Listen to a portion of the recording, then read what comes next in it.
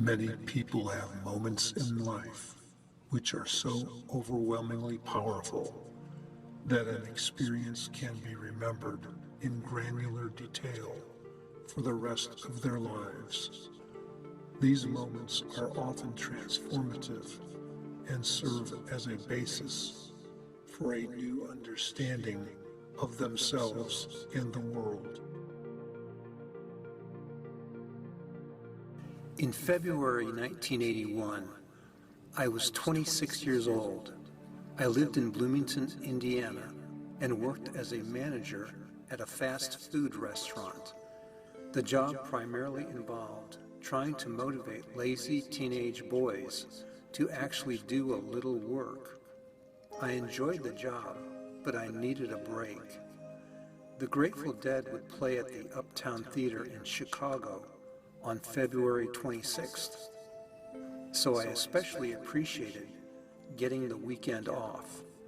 I first saw the band 5 years earlier and immediately fell in love with their music and tried to see them live any chance I could. I planned to attend the concert with Bruce Hill, a former roommate of mine at Indiana University. Bruce was an eccentric guy, a loner. He was a connoisseur of marijuana back in college and had become even more skilled in his ability to obtain and cultivate pot. I anticipated that Bruce's pot expertise would come in handy at the event. February 26th arrived.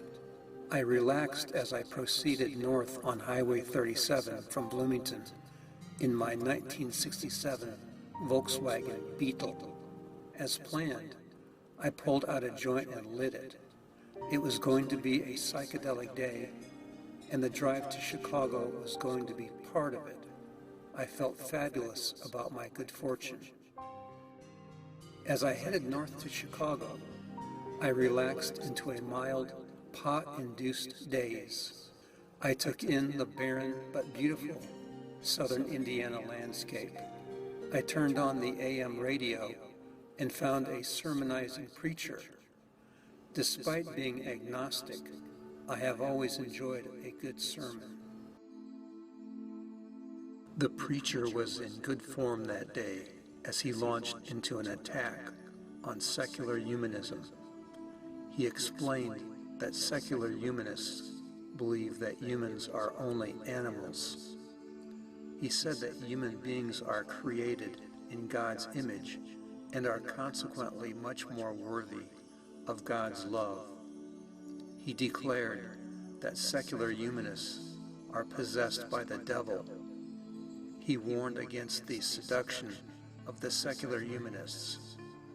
The sermon ended, and I turned off the radio to digest what I had heard. Why do so many religious people hate so much? I wondered. After the sermon, I spotted a hitchhiker and pulled over to give him a ride. At that time in history, it was customary to be friendly with strangers. We pulled back on the road and introduced ourselves.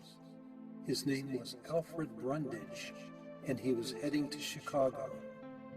Is Brundage a British name? I asked. I don't recognize nationalities. I am a citizen of human civilization, he said. He told me he was named after his uncle, who was a bank executive in New York City. My uncle is cool, despite being a conformist, he said. I appreciated the counterculture vibe. Alfred asked me if I wanted to get high. Sure. So we smoked a joint while he explained his reason for going to Chicago. I'm going to attend a Native American spirit dance. Cool. I could tell that the pot was kicking in when he tangented into the question of the nature of reality. He asked me for my opinion. I gave the stock agnostic answer. Who knows? Alfred then gave his opinion. He said it was simple. Man, it's all one big thing, and it just does what it does. That's all you really need to know. I contemplated Alfred's beatnik wisdom. Then we both silently went inward and took in the Indiana countryside.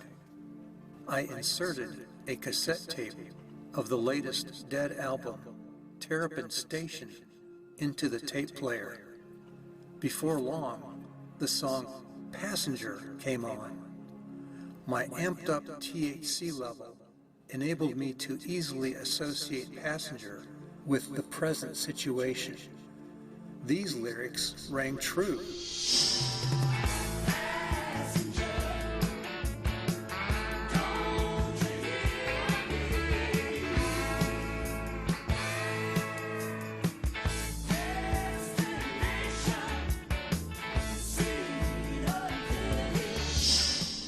After a couple of hours, we were closing in on Chicago.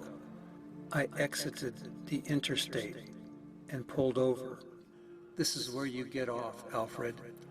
Alfred Brundage looked at me, then he got out of the car. He held the door open as he thanked me. His final word was, "Pax." He shut the door and formed a peace sign with his right hand. I silently wished him a happy spirit dance. I reached Bruce's apartment and we lit up a joint. Once again stoned, we moved in slower motion as we gathered ourselves to go to the Uptown Theater. We hopped in the Beetle and we were there in 20 minutes. The lavish and beautiful theater was from another era. It was from a time when quality and durability were valued more than functionality and economy. As I pondered stoner thoughts like that, we stood in line to enter. The line moved slowly. As usual, we didn't talk much. Bruce's schizoid personality didn't require a lot of watering. As I stood in line, I noticed a skinny, crazy-looking kid walking up and down the line yelling stuff about Jesus. Good Lord, give peace a chance, I thought. I tried to avoid eye contact, to stay disengaged. I didn't want to participate in any part of the Jesus freak fanaticism that was afoot in America. This Jesus freak looked particularly zealous. He circled around and reapproached me. At that point, my judgment lapsed. I inadvertently looked him directly in the eye, and boom, his eyes locked onto mine, and he began to move slowly toward me.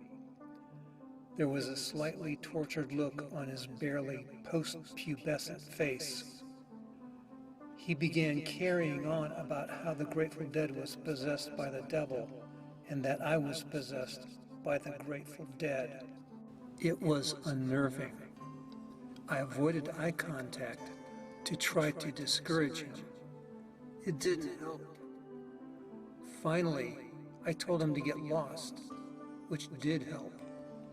He moved on to his next lost soul, but the words he had spoken involuntarily echoed in my mind. Okay. Now, the day was starting to feel a little unusual. This was the second time that day that I heard someone talking about demonic possession. First was the fundamentalist preacher and his message about secular humanism.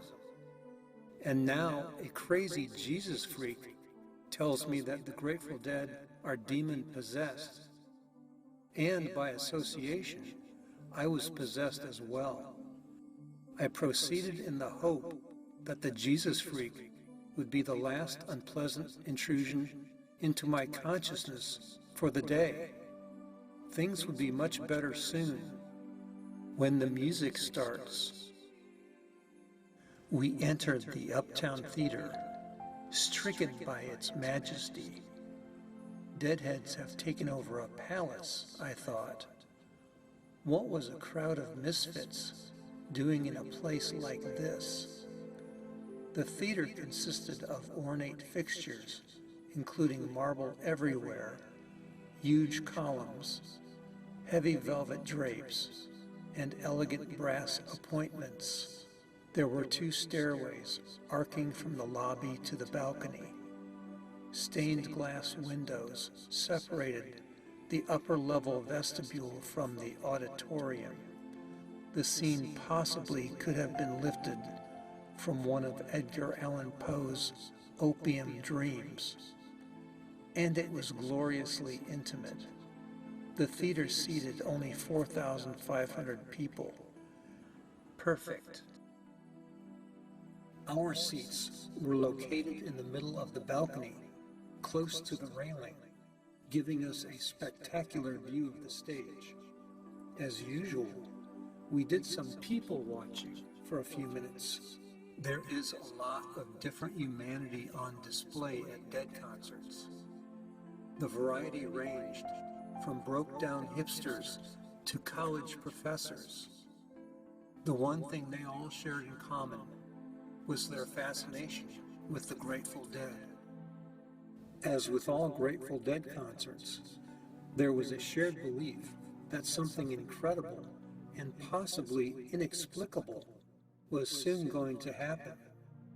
The band performed feats of wonder. They created a musical environment where the mind roams. The mood and meaning of the music changed dramatically, and you changed too. Sometimes the music was euphoric. Sometimes it was poignantly sad.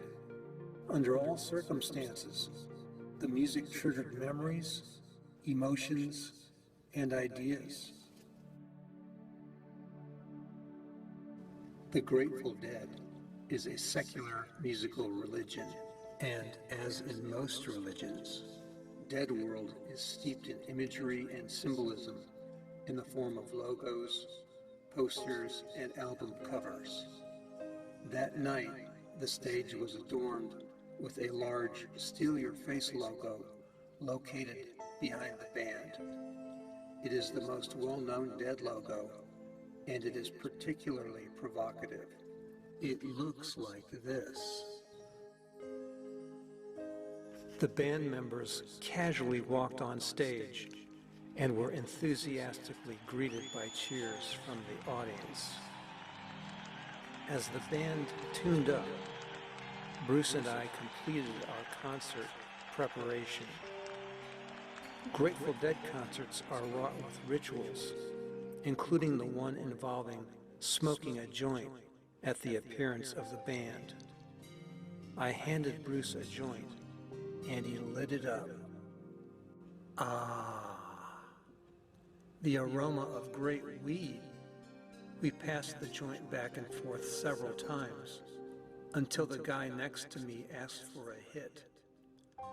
Then he handed it to someone else, and then it disappeared. Within a couple of minutes, we were feeling the familiar euphoria. No chatting with Bruce, so I surveyed the scene and contemplated the ensuing bacchanal. The Dead sometimes take the first 2 or 3 songs, essentially to warm up, but not that night. They came out red hot, opening with Feel Like a Stranger. This is one of the band's few overtly sexual songs, a great opener. We might as well get the animal spirits going. The crowd roared its approval.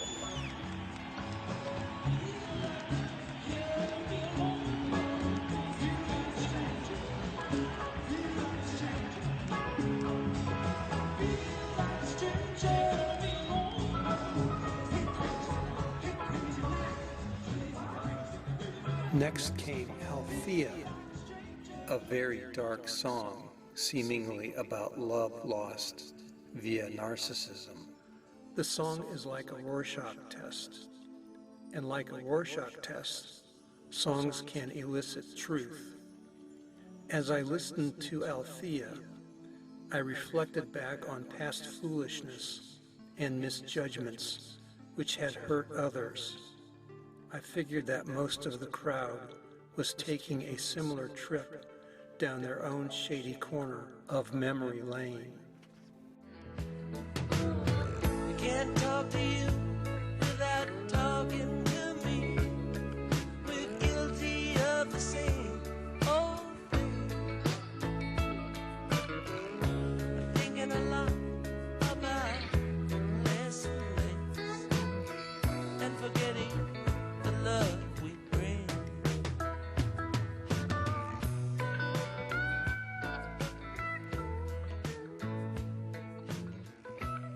We were only about 20 minutes into the concert when Althea ended. Then came Little Red Rooster. This is a blues number made famous by the Rolling Stones. Not quite my favorite choice. Why does the Dead play non-dead music? What's the point? I thought. Bruce tapped my shoulder and asked if I wanted to smoke another joint. We needed to think strategically. It seemed a little soon to light up again. On the other hand, it made sense to smoke another one during Red Rooster to avoid distraction later. Bruce pulled a joint out of his pocket. It looked like this. "What's with the red X?" I asked. "It's special," Bruce said. He smiled widely. "What's special about it?" "Higher grade," Bruce replied. Made sense to me. Okay. The music was too loud for me to hear my inner voice whispering a quiet but earnest request for caution. Recklessness was taking over. Out came the big lighter. We ignited the special joint and finished smoking it as Rooster plodded along. And things began to change. Birdsong was next, another song about love and its inevitable loss. My mind automatically traveled to the wasteland of my history with girls, as I called them back then. Despite romantic travails, I think I did the best I could with what I had at the time. Hey, from what I have seen, I think all of us always do the best we can with what we've got. We have no choice. We have no choice. I looked over at Bruce. He was wearing sunglasses now. We were drifting apart, as if we were on two separate ice floes, succumbing to different currents. But I didn't care. My mind was occupied by the music. Then came me and my uncle and Big River in rowdy, rapid succession. The music began to take on a pounding, aggressive feeling. The theater was illuminated in rich tones of red, white, and blue lights. It felt like a baptism by sound and light. In Big River, I heard growling in Bob Weir's voice. Jerry Garcia's guitar was communicating messages in a different language, a language without words.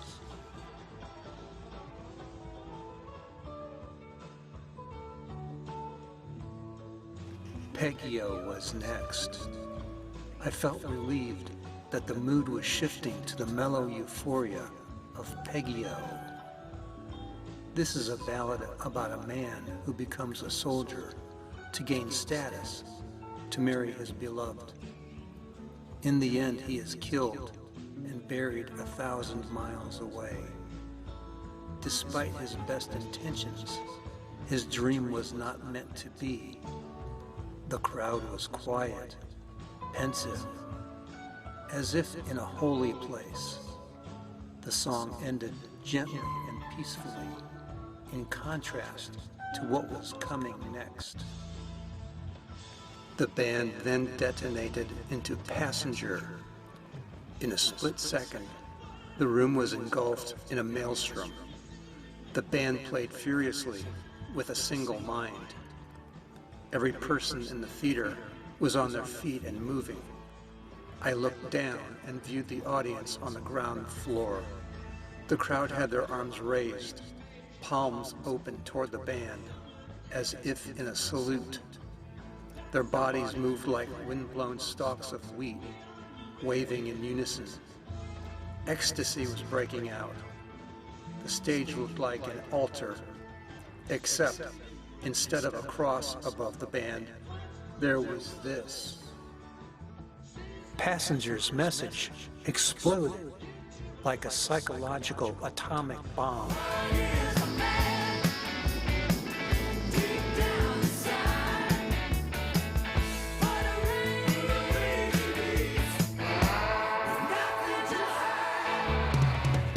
The crowd roared ferociously, but joyfully, and I had an epiphany. It was as if a lightning bolt had penetrated my mind and revealed the meaning of the strange occurrences I witnessed that day. The hateful sermon on secular humanism, the hip hitchhiker, and the fanatic Jesus freak. These experiences had prepared me for this moment. Passenger's secular humanistic message ripped into my consciousness. Then the normal boundaries of my mind shattered, and the true nature of the universe became clear. People who believe in God think that God rules the universe like an emperor. They believe that, like an emperor, God thinks, feels, and makes judgments. But actually, the universe is more like a plant. It simply grows according to its nature. And incredibly, at that moment, I believed that the ultimate purpose of the universe was to reveal its nature to me. Now that I understood one simple idea, that the universe is like a plant, the purpose of the universe was fulfilled. And just like a plant whose purpose is fulfilled, the universe would now cease to exist. The universe was about to vanish. I knew another truth. I needed to get out of there. I was overwhelmed by fireballs of sound and terrifying teleological thoughts which had invaded my consciousness. I was certain that the universe was about to disappear. It would soon cease to exist as instantaneously and magically as it had come into existence. I was terrified that not only me, but everything I had ever loved was about to be gone forever. I rose out of my seat and aimed myself rapidly toward the back of the theater. I headed toward the safest space available to me, the men's room. I soon found myself in front of the mirror in the men's room. It felt like a miracle to see my own face in the mirror. As I looked at my reflection, I heard my mother's voice telling me that I needed a haircut. She was probably right. A few guys passed through the men's room, but they weren't particularly interested in the existential crisis I was having. Seeing people freak out is not really all that unusual at Dead concerts. These guys just wanted to take a leak and quickly get back to the music. Regardless, I calmed myself as much as possible. I decided to head back. I came out of the men's room and approached the wall of stained glass windows separating the vestibule from the auditorium. The vestibule reverberated from the pounding force of the music. Fantastic colored light streamed through the stained glass. As I opened the door and looked into the auditorium, white beams of light flowed into my eyes. What I saw looked like the interior of a nuclear reactor. I had to back away from the door a couple of times before I had the gumption to re-enter. I moved down the aisle and approached my empty seat and Bruce. He was still wearing his sunglasses. He looked addled, if not downright deranged. Bruce slowly turned his head toward me and yelled, "You all right?" I paused and yelled back, "Sure, fine, never better." The rest of that concert is a blur. For a while, I ruminated on the notion that the universe might vanish. But before the music stopped, I realized that I had simply succumbed to a cloud of delusion. However, my view of the world changed that day. Since then, I have embraced the simple yet enlightening idea that the universe is like a plant, a single magical plant that consists of all things, big and small. A plant that is simply fulfilling its nature. When translated into beatnik language, this notion can be succinctly expressed as, man, it's all one big thing and it just does what it does. That's all you really need to know.